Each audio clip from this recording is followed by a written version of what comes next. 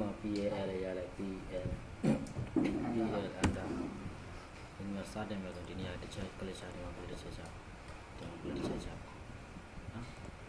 ဟုတ်ဒါမှပိုလန်တစ်ခုပြီးသွားတယ်အဲ့ဒီကဒီပုံမှာ land stock ကုန်ပြီဆိုတဲ့နေရာမှာ save design ကိုပြောင်းပေးလိုက် alignment ရှိမယ် define from polygon select ပေးမယ်ဟော select ပေးမယ်အနာကောင်းမယ် name ပေးလိုက်မယ် f ပေးလိုက်မယ် okay ဒါမှပြီးသွားပြီ alignment တမဲ့သွားတယ် station station level setting အောင်ကောင်းမယ် station level setting ထဲမှာဒါလေးတွေဒီကောင်အမှန်ကျ okay ဘယ်လောက်ကြီးသွားချင်လဲတော့သွားချင်တယ်ဆိုတော့50 20ဒီကောင်ဟုတ်ပြီ20 okay then ဟို alignment create station level ဝင်မယ်0ကစမယ်တစ်ချက် admin station စမယ်400တော့ချောင်းအဲ့တစ်ချက်နောက်တော့ another တစ်ချက်တစ်ခေါက်မယ် yes ဒီမှာပေါ်လာနော်0 10 20 40 60 80 100နော်ပေါ်လာ alignment နေဘာလို့မလဲဆိုတော့ profile မှာ profile နဲ့မှာတော့ဘယ်တော့မှ surface လို့တောင်းမယ် set current surface ယူမယ် surface ဝင်ယူမယ် okay နေမယ်ပြီးရင် profile surface ပြီး existing ground ဝင်မယ် symbol ကောက်မယ် symbol from surface ယူမယ် import လို့မှထည့်မှာ left right ဘယ်နဲ့ညာထည့်မှာ left right ဆိုတာဒီကောင်ရဲ့ line ဟိုဘက်ဒီဘက်ဆိုတာထည့်မှာလားထည့်မယ်ဆိုရင်မထည့်မယ်ဘယ်လောက်ထည့်မှာလဲတော့ offset ဘယ်လောက်မီတာပဲ5မီတာကြီးတောင်းဟိုဘက်5မီတာဒီဘက်5မီတာကြီးတောင်းမယ် okay ပြီးရင်အဲ့တော့အမှန်ကြီးလေးချထားတယ်ဒီတိုင်းလိုက်လို့ okay ဒါပြီ 0 station ကစတယ် command ကိုကြည့် command under ဟုတ်ပြီဒီမှာပေါ်သွားပြီ left right နော် left and right ပေါ်သွားပြီ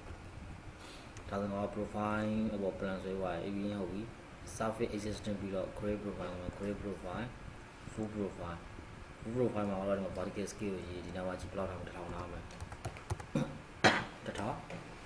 1000 import grid ငါတို့ဘယ်လောက်20သွား vertical space ဆိုတာအပေါ် grid elevation တက်တာဆိုတာငါတော့5စီတန်းဟုတ် grid height ကိုငါ80ထားလိုက်မယ်20 50တော့ okay နော်တော့1000ဒီမှာ import grid ညမင်းချစ်ပဲဒီ setting လိုက်ပါမယ် okay ဒီနေရာတော့ကြိုက်လာကြောင်းညာတော့ horizon space okay နေလိုက်မယ် command ဘတ် select starting point ဘယ်နေရာမှာချမှာလဲချရင်တဲ့နေရာကိုတစ်ချက်ချလိုက်အခုငါဒီနေရာမှာချလိုက်အောင်တစ်ချက်ပြီးရင် delete existing profile လေးရရဲ့click ချအောင်ပြီးတော့မှ delete existing က yes အဲ့လိုချက်ခေါက်ဟုတ်ပေါ်သွားပြီ profile ပေါ်သွားပြီဟုတ်ပြီအဲ့တော့ profile ပေါ်ပြီးတော့နော်ဒီညမှာအရောင်ပြောင်းရင်တော့တည်ပြီးသားပဲအရောင်ပြောင်းရင်တော့ဒီကောင်လေး click ချက်ထောက်လိုက်တာဒီမှာ layer ပေါ်ပြီးသားဒီမှာ big grid ဆိုတဲ့ layer ပေါ်ပြီးသားအဲ့ layer ကအရောင်တော့ချိန်နိုင်ရပြီနော် big grid ဆိုတဲ့ layer လိုက်ရှာကြည့်တော့ဒီ big grid ဒီမှာအရောင်ချိန်မယ်ဥပမာ symbol ပေါ့အစိမ်းနဲ့ချိန်တယ် okay ဘာလို့ပြောရလဲအစိမ်းနဲ့ပြောင်းသွားတယ်ဒါပဲကြာရနော်အဲ့ကောင် profile မြေဒီကောင်ကဘာလို့ဆိုတော့ cross section ထပ်လုပ်မယ်ကဲဥပမာဒီကောင် profile ဟိုဒီလို scale မကိုက်လို့ဆိုတော့ဘာလို့လဲဆိုရင် project ထဲကနေပြီးတော့မှ drawing setup ကိုသွားအမှ scale ဆိုတဲ့နေရာမှာဒီ custom ဒီနေရာလေးကိုရွေးပြီးတော့ဒီမှာပါထားမလဲ1000ထားပြီးတော့ okay နေလိုက်ပြီးသွားတယ်ပြီးတော့ကျရင်ဒီကောင်နောက်တစ်ခေါက်ပြန်ဆွဲ profile create profile full profile ဆိုပြီးတော့ပြန်ဆွဲ1020ထားတယ် okay ဒီကောင်ကြီးကိုမညီလို့ပဲထားတော့ထပ်ဆွဲလိုက်မယ် prediction တော့ချလိုက် yes ထားဟုတ်ကဲ့ပြန်ထည့်လိုက်ပါနော်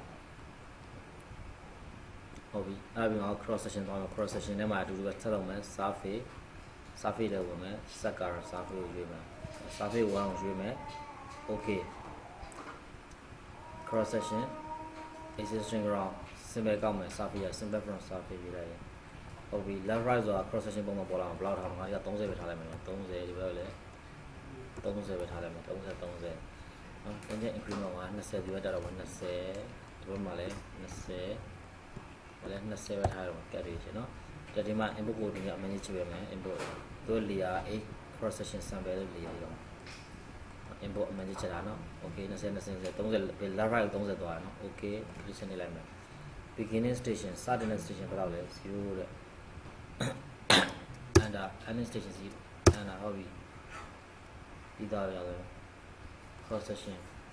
ဒီဘာလို့လဲ surface ပြီးတော့ existing ground ပြီးတော့ဘာလို့လဲဆို section block ကိုသွားမယ် section block ထဲမှာပါသွားမယ်ဆိုရင် single ဆိုတော့တစ်ခုချင်းထုတ်တာ all ဆိုတာကြောင့်အားလုံးထုတ်တာလားအဲ့ကျွန်တော် all နဲ့ထုတ်တာပြမယ် all ဆိုရင် all ချင်းနေလိုက်မယ် ဘာလို့လဲခဏလေးပုံထွက်နေရပြီ beginning station က0 another check out ending station 4 check out she original point နဲ့ original point ကိုဘယ်နေရာပြနေနေရာပြနေတယ် click ချရပေါ့နော်ဒီနေရာချမှာ click ကြည့်ပါဦးပုံကခုနကထွက်ပြီဒီကောင်ကကိကိုင်းကိုင်းအောင်ပြန်စစ်ကြည့်မယ်ပြန်စစ်ကြည့်မယ်ဆိုတာဒီကောင်ကလက်ရာ30ထားတာပါ0 10 20 30 10 20ဒီဘက်ကိုလုံးမရှိရလို့မပေါ်တော့ပေါ်ကြရလဲဟုတ်နော်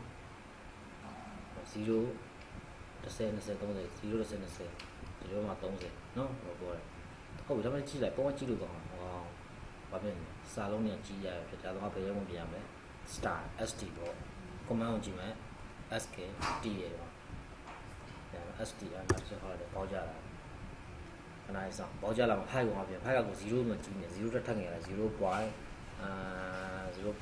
လောက်ထားရမှာလို့နော်မကော area တက်ဟိုမှာကြက်တာပြင်လို့ရတယ်နော် tiny room မှာပြင်လို့ရကြက်တာပြင်လို့ရတယ် tiny room မှာဒါလည်းပြင်လို့ရတယ် apply close ဒီတော့ပြောင်းသွားလားနော်နည်းတော့ပြောင်းသွားတယ်ဒါမှသေးတာကိုမသေးသေးဘူးလားစာအုံးဆိုင်ပြီးပြောင်းသွားဒါပဲပြန်ပြီး cross section နဲ့က section block on နဲ့ပြန်ဆွဲပြီးတော့ဘေးနားမှာ beginning station command back another check out another check out ရှိ original point မှာ click ချက်ချကြည့်လိုက်ဘယ်လိုပါလဲမဟုတ်သေးပါလားဒါ 0.3 ထားလို့ကိုမကြိုက်ပြန်လို့ရတယ်ဟုတ်တယ်မလားဟုတ်ပြီဒါဆိုဒီအောက်ကအရောင်ကတော့ဘာလုပ်မလဲပြောင်းရလားမြောက်ရဘယ်လိုလုပ်မလဲဒီအောက် click ချက်နေလိုက်မှာပေါ့ဟောဒီမှာ layer ပေါ်လာပြီမှာကြည့်ပါကိုလိုက် H grid layer ရဲ့ဟုတ်ပြီနော်အဲဒီချက်နေလိုက်မယ် H grid လိုက်ရှာ H grid မှာပေါ့ H grid ဟုတ်ပြီဘာရောက်တော့မှာတော့ခဲရမှာတော့ဘော base ဆိုနော် okay ဒီကဒါပဲပြီးရင်ဒီကောင်လေးတော့ဘာလေးရလဲဒီကောင် HEG ဆိုတဲ့ layer တွေမှာတော့မသိကောထောက်ကြည့်လို့ရတယ်ဘာလို့တစ်ချက်ထောက်ကြည့်ရတယ်ဖြူအောင်လို့တစ်ချက်ထောက်ဘာလဲ HEG ဆိုတဲ့ layer နော် HEG ဆိုတဲ့ layer တော့ဒီလောက် layer တစ်ချက်ဖွင့်HEG ဆိုတဲ့ layer တစ်ချက်နေဒီမှာနေကိုကြက်တဲ့အကြောင်းကိုချက်ပြောင်းလိုက်ပေါ့နော်ဒါတော့ဒီလိုမျိုး okay 0 20ရရနော်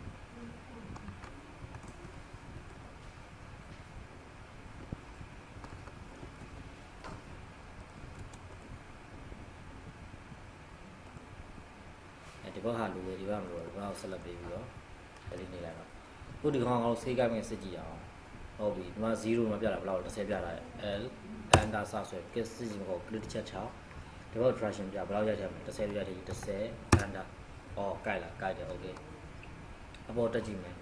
အပေါ်ကျတော့လေ1262 62 63 64ဆိုတော့တခုဒီကောင်နဲ့ကောင်နှစ်กว่าတော့ L under နှစ်กว่าမှာစမ်းကြည့်မယ် click ချက်ချ direction ပေါ်ကိုပြနှစ်ကြိုက်နှစ် under ကိုက်လားကိုက်ပါ၏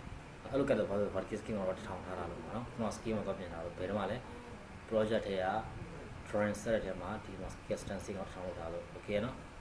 ဒါကြောင့်မလို့ဟောပါပြောရတယ်ကိုက်ပါရဲ့အဲ့ဒါဆိုတော့ပေါ်ပြန်လေ့ကျင့်လို့ရတယ်နော်ဒါ profile စာရပြရမှာလဲဆိုတော့ဒီရနာတက်ဆိုင်မယ်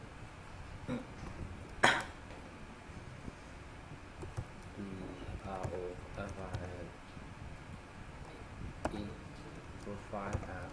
C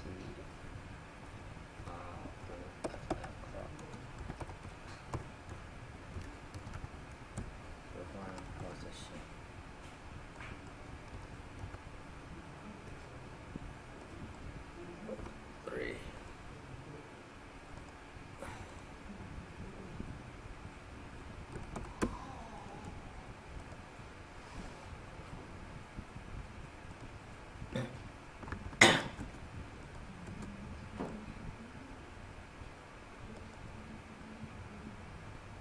နော်အဲ့တော့ okay ပါရတယ်